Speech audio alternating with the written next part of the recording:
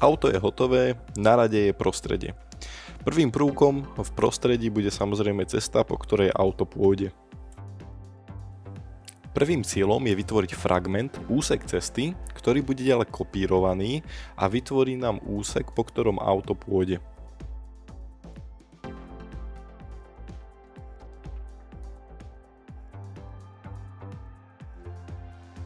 Za objekt, z ktorého vymodelujem cestu, som si vybral kocku.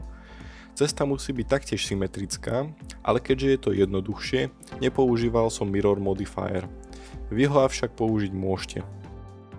Pre zjednodušenie som ceste nastavil presné rozmery. Z cesty som vytiahol obrubník a chodník.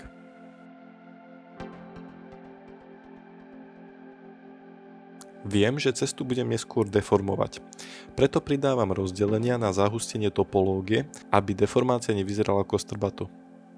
Pruhy sa dajú vytvoriť aj iným spôsobom, ako ukazujem. Ja som sa však rozhodol ich vymodelovať taktiež z kocky a vytvoriť ich ako zvlášť objekty pre prípad, že by som ich v budúcnosti chcel upravovať. Rovnako ako ceste aj im nastavujem presný rozmer. Pruhy som centroval rovnako, ako som centroval kolesá ku karosérii auta. Jednoducho som si nastavil 3D kurzor na stred cesty a následne som joinuté pruhy snapol o 3D kurzor.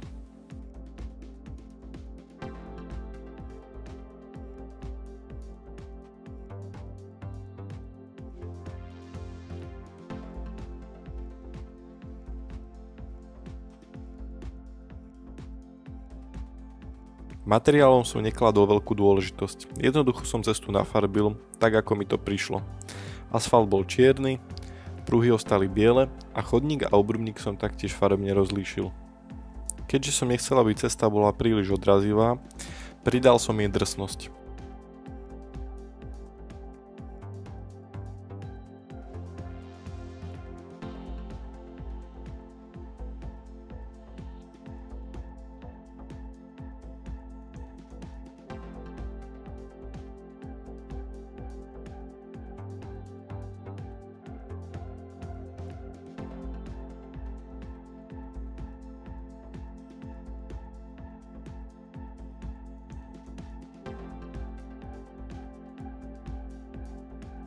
V ďalšom kroku som pridal Array Modifier, aby cesta pokračovala.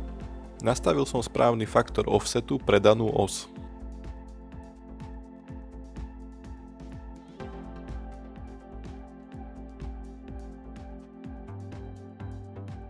Tento postup som aplikoval aj na pruhy.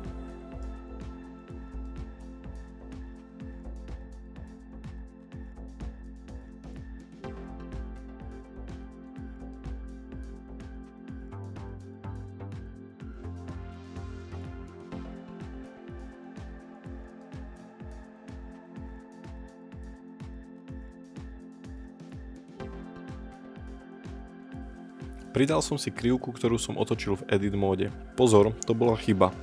Treba ju otočiť v normálnom Object móde.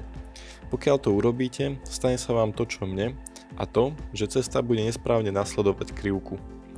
Potom som si to už ale uvedomil a krivku som správne otočil. Najprv v Edit a potom v Object móde. Použil som ďalší modifier, tentoraz z kategórie Deform, a to Curve krivka. Zvolil som si krivku, ktorú som si vložil do scény a menil som deformačné osy a snažil som sa docieliť toho, aby cesta nasledovala krivku. Avšak neskôr som si uvedomil už zmienenej chyby.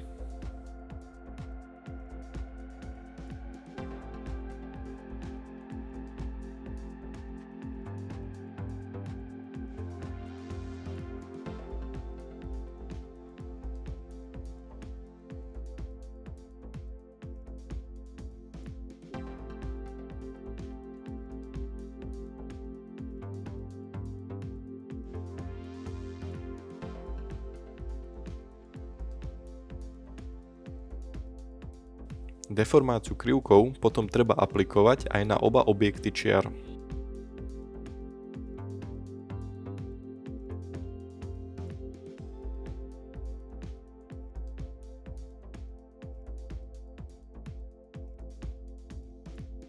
Aby sa pri predĺžení krivky predĺžila aj cesta, je potrebné nastaviť Fit Type na Fit Curve.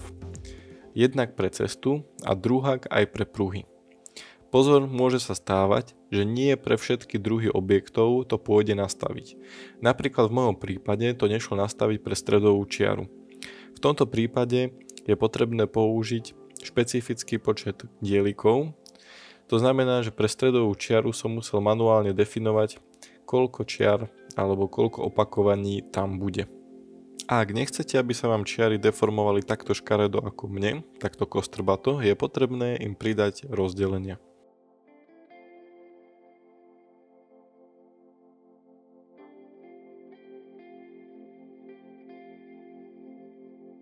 Nestačí pozdĺžne, treba pridať aj priečne rozdelenie.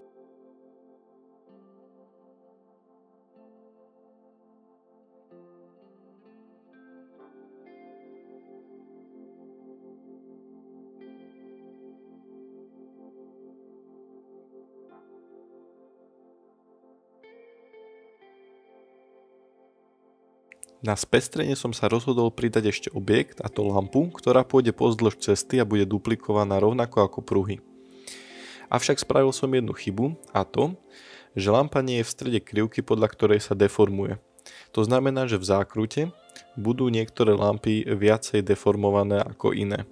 Túto chybu som však napravil v ďalšom videu, preto si ho nezabudnite pozrieť.